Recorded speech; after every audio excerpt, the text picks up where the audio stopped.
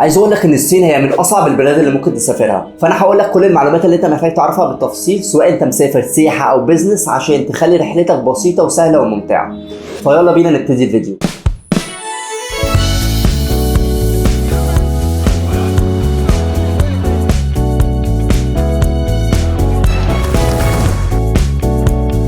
Welcome to China. Hello, welcome to China. اولا لازم تكون فاهم ان اغلب الشعب الصيني مش بيعرف يتكلم انجلش خالص. تاني حاجه لازم تكون عارفها ان كل البرامج بتاعه السوشيال ميديا زي الفيسبوك، انستجرام، واتساب، تويتر او اكس وبرامج تانية كتير مقفوله او متبلكه في الصين، فمش هتعرف تتواصل مع صحابك عن طريق الواتساب، عن طريق الانستجرام، عن طريق الفيسبوك، عشان كل دوت متبلك. وبرده كل برامج جوجل بلا استثناء مقفوله. السيرش انجن بتاع جوجل مقفول، مفيش جوجل مابس، مقفول متبلك، عندهم البرامج بتاعتهم. جوجل ترانسليتور متبلك. اغلب برامج الشوبينج بتاعتهم بالصيني زي تاو باو وجي دي دوت كوم. برده برامج الاكل او ان انت تاوردر من مطعم زي طلبات او البرامج اللي زي كده زي مايوتان ده برده بالصيني. برامج كتير قوي بالصيني، فالبرامج دي كلها مش بتدعم اللغه الانجليش، فهيكون استخدامها مش سهل، فيفضل تنزل كل البرامج وتعود نفسك على استخدامها من دلوقتي. فانا دلوقتي قلت لك اكبر المشاكل اللي هتواجهك في الصين، فدلوقتي هقول لك شويه نصايح عشان تخلي رحلتك للصين بسيطه وسهله. اول حاجه الفيزا بتاخدها من مكتب شاينيز فيزا ابلكيشن سنتر، وانا عامل فيديو بيشرح بالتفصيل ازاي تقدم على تاشيره الصين وتحضر ورقك وتاخدها بنفسك من غير ما تحتاج اي شركه سياحه. تاني حاجه قبل ما تسافر الصين لازم تنزل ويشات وعلي باي. ويشات ده برنامج زي الواتساب، برنامج مراسلات او محادثات تكلم فيه صحابك، وبرده جواه فيه ترجمه، ممكن تعمل منه معاملات او تدفع او تحول عليه فلوس. ده ويشات.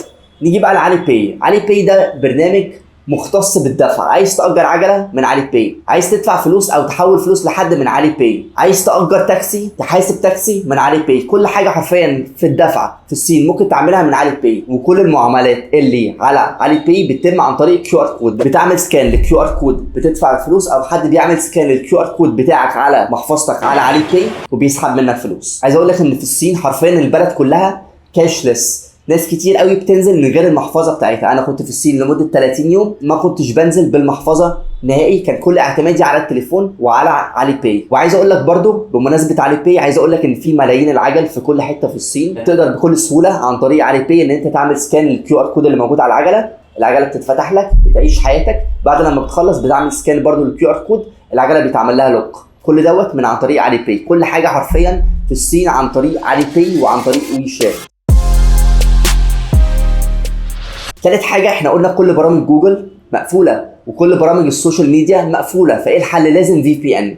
وللاسف مش اي في بي ان بيشتغل. اغلب برامج الفي بي ان اللي انا استخدمتها في الصين ما اشتغلتش معايا، وحرفيا كان في فتره كنت بعاني ان انا الاقي في بي ان اعرف اشغله كويس، وما كنتش عارف انزل في بي ان عشان احنا قلنا الاب ستور او جوجل بلاي مقفول، فما فيش حاجه اللي انا انزل منها الفي بي ان. فاضطريت ان انا ادور على حد يبعت لي الفي بي ان بالبلوتوث عشان انزله على الموبايل واعرف اسطبه. ما كنتش عارف اسطبه من الاب ستور عشان او جوجل بلاي عشان ما فيش جوجل بلاي، فلازم تهتم قوي بالفي بي ان. الفي بي ان دوت اسمه مولفيت في بي ان، ده حرفيا احسن واحد اشتغل معايا. بالنسبه لنورث في بي ان او اكسبريس في بي ان اللي هم من الفي بي انات المشهوره جدا، محدش فيهم اشتغل معايا. رابع نقطه او رابع نصيحه، اول لما توصل الصين لازم تشتري خط صيني او رقم صيني. الرقم دوت هيفيدك جدا علشان في برامج كتير قوي مش هتعرف تستخدمها او مش هتعرف تعمل ساين اب او تعمل اكونت من غير ما يكون معاك رقم صيني، او تيجي تشتري هيقول لك برده لازم رقم صيني. تاو باو عشان تشتري منه هيكون مطلوب منك ان انت تحط الرقم الصيني بتاعك مع عنوان صيني. جي دي دوت كوم برده رقم صيني. الابس كلها بتاعت الاكل برده هتكون طالبه منك رقم صيني عشان تعرف تاوردر، فسهل الدنيا على نفسك واشتري رقم صيني من المطار. خامس نقطة بالنسبة للبابليك ترانسبورتيشن أو النافيجيشن، احنا قلنا جوجل مابس ما بتشتغلش، فهنضطر ان احنا نستخدم برنامج اي مابس أو بايدو مابس. دول أشهر 2 اب للنافيجيشن في الصين. وحتى لو استخدمت الفي بي ان وقدرت تشغل جوجل مابس مش هيكون دقيق زي البرامج الصينية. جوجل مابس مش هتوري لك القطورة ولا المترو ولا الصابوي ولا الترين ولا الباص ولا اي حاجه، لكن البرامج الصينيه هتوري لك كل المعلومات اللي انت محتاجها، بس للاسف البرامج دي هتكون بالصيني. عايز اقول لك الموضوع هيكون صعب في البدايه، بس واحده واحده هتتعود عليه عشان اليوزر انترفيس او الواجهه بتاعت البرنامج نوعا ما لطيفه، فهتلاقي نفسك ان انت مع الوقت او مع التجربه الكتير هتلاقي نفسك انت ابتديت تفهم الدنيا ماشيه ازاي وبتعرف تتعامل. سادس نقطه بالنسبه للاكل، عايز اقول ان الاكل في الصين مش احسن حاجه. انا قعدت فتره طويله لحد لما اتعودت على الاكل الصيني، في حاجات حلوه قوي وفي حاجات وحشه جدا، فانت غصب عنك هتكون محتاج ان انت تجرب ده وده وده وده لحد لما تعرف ايه الحلو وايه الوحش وتعرف تميز. انا في اطباق كلتها حرفيا كنت عايز ارجع، ما كنتش قادر اكمل، وفي اكل تاني جربته حرفيا كان تحفه جدا. وعايز اقول لك ان برضو ان المطبخ الصيني واسع جدا كبير جدا، في حرفيا ملايين الاصناف، فزي ما قلت انت محتاج تدور شويه وتجرب اكتر من حاجه لحد لما تلاقي الحاجه اللي انت حاببها. 7 نقطه، اوعى تطلب سواق من الشارع، اطلب من ابلكيشن ديدي حلو جدا واسعاره في اللذيذ، لكن لو طلبت من الشارع بنسبه كبيره قوي السواق هيستغلك وهيضاعف عليك السعر مرتين او 3 مرات، فيفضل استخدم ديدي وريح دماغك. وبالنسبه لي احلى حاجه في ديدي ان هو بالانجلش، فالدنيا كانت في اللذيذ. 8 نصيحه، اختار اوتيل او اختار ان انت تقعد في اوتيل في وسط البلد او مكان في وسط البلد، عشان انت لو حدفت نفسك في مكان بعيد هيكون في مطاعم قليله حواليك، فالاوبشنز عندك هتكون قليله، المناطق السياحيه هتكون بعيده عنك، مش هيكون في تورست كتير، هيكون في معاناه عشان انت مش عارف تتكيف او تتعامل مع الشعب الصيني. يعني في المناطق الحيويه هتلاقي ناس كتير قوي مش بتتكلم انجلش، ما بالك بقى لما تكون في منطقه محذوفه هتبقى الدنيا ماشيه ازاي. فلازم تسكن في وسط البلد عشان تسهل الدنيا على نفسك وتزود فرصه ان انت تقابل سياح يسهلوا عليك الرحله. عايز اقول ان في بيجن ما كانش فيه سياح كتير، في شنغهاي كانت الدنيا الطف والذ، كان في سياح نوعا ما بس برضو مش قد كده.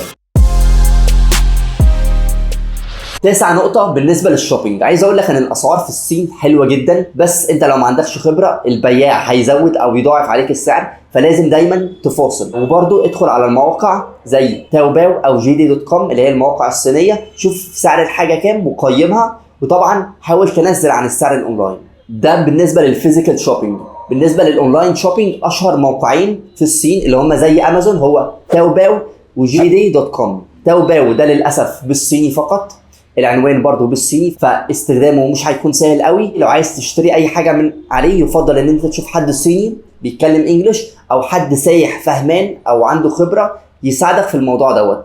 لكن لو عملت اوردر بنفسك اولا هيكون في صعوبه ان انت تدخل العنوان بالصيني او ان انت توصف ازاي يسلمك الاوردر. يعني على سبيل المثال انا كنت بطلب تاكسي من ديدي او من البرامج الصينيه، فالسواق يكلمني يقول لي انت فين وانا مش عارف اوصف له، يعني ولا هو بيتكلم انجلش ولا انا بتكلم صيني، فمفيش تواصل ما بيننا. فانا كنت بعمل ايه؟ كنت بدي التليفون لاي حد في الشارع واقول له ام هير اللي هو بحيث ان هو يفهم ان السواق يجي لي هنا وهو بقى يوصف له.